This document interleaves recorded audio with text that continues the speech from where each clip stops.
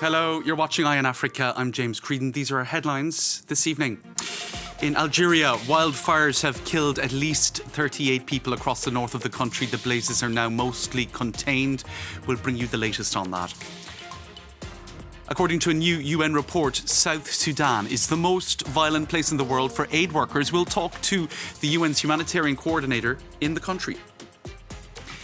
And once the power couple of Ivory Coast, Simone Gbagbo, is now marking her political separation from ex-husband and former president Laurent Gbagbo as she launches her own political party. More on that later in the bulletin. Thank you for watching. Now, fierce fires have become an annual fixture in Algeria's parched forests. This year was particularly deadly. The death toll stands at 38. The blazes are now mostly under control, but devastation has been wreaked on homes and livelihoods across 800 hectares.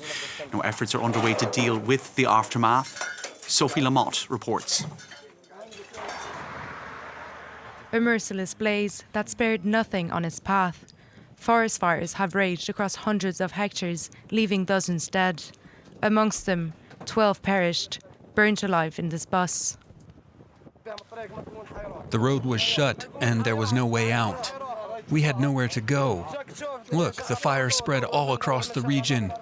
Young children were among the dead on this bus. They died holding on to each other, hugging each other. In the provinces of Al Tarif and Setif, animals too fell victim to the fires. These farmers lost their homes, their crops and their cattle.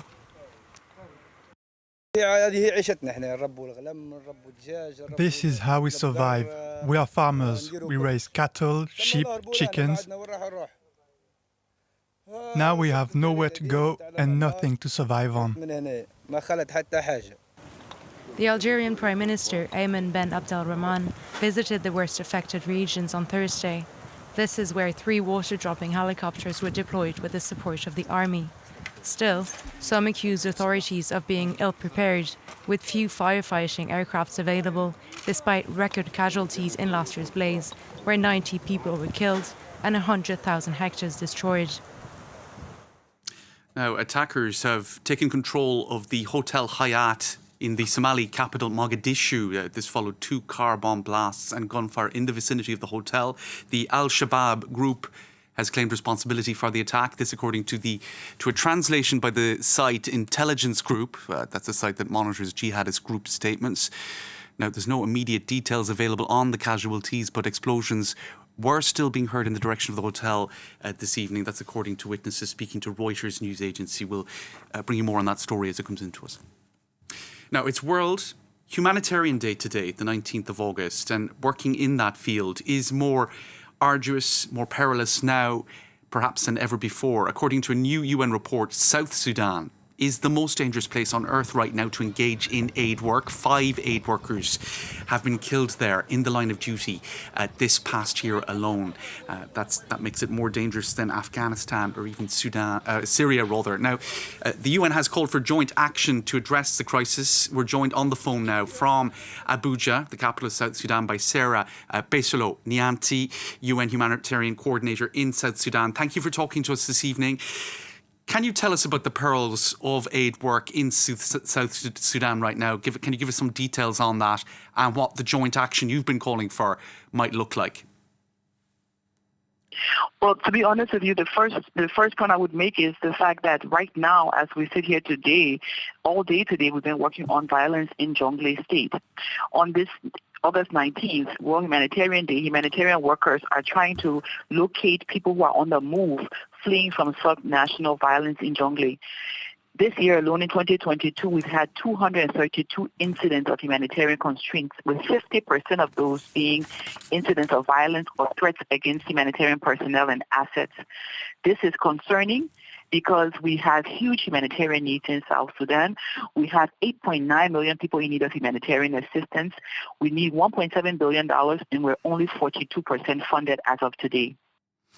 Okay, so you're saying it's really a question of funding. Could it be argued that it's a broader question of perception as well of the role of aid workers. We're seeing, I suppose, maybe this is to stretch the comparison, but for example, journalists nowadays in the field, there's no longer this notion that they're neutral observers. They're often seen as biased or having a position. Is that also a problem that aid workers are facing increasingly, that they're not being viewed as objective or people coming in offering their assistance, but being viewed as agents from the outside, for example?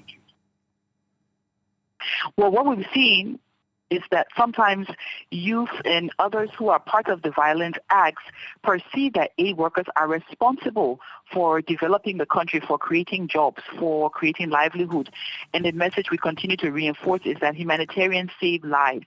It's the private sector, it's government, it's development sector that will create jobs. It's not humanitarians. And humanitarians are there to help them and not to hurt them. And I think the perception of many young people and many in the communities is they don't know where else to look.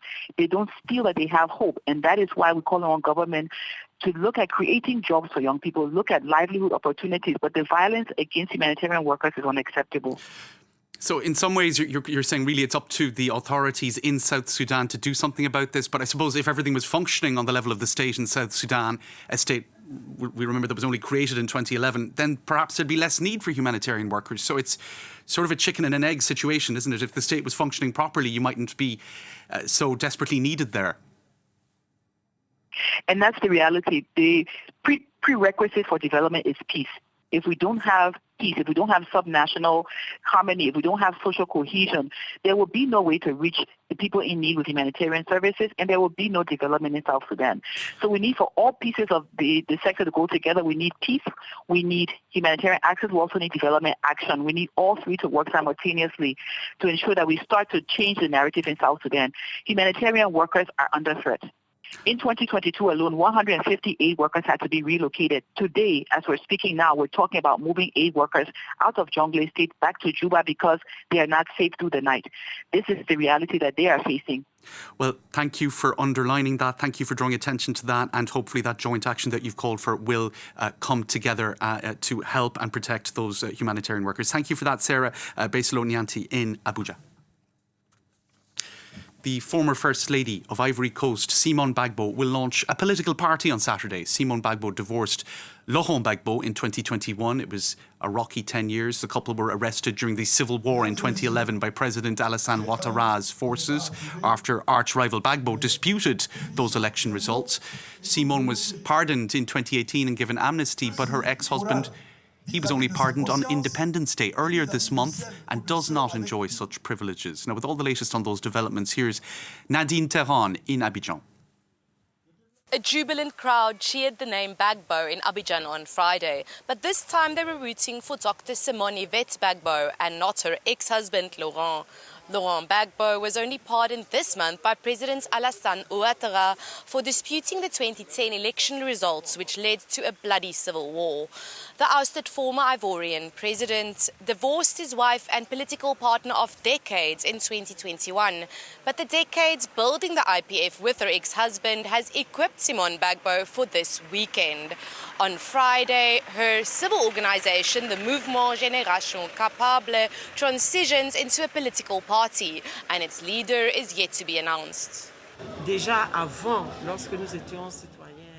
Even before, when we were a citizen movement, she said that it was her political tool, because we had the right to talk about political things.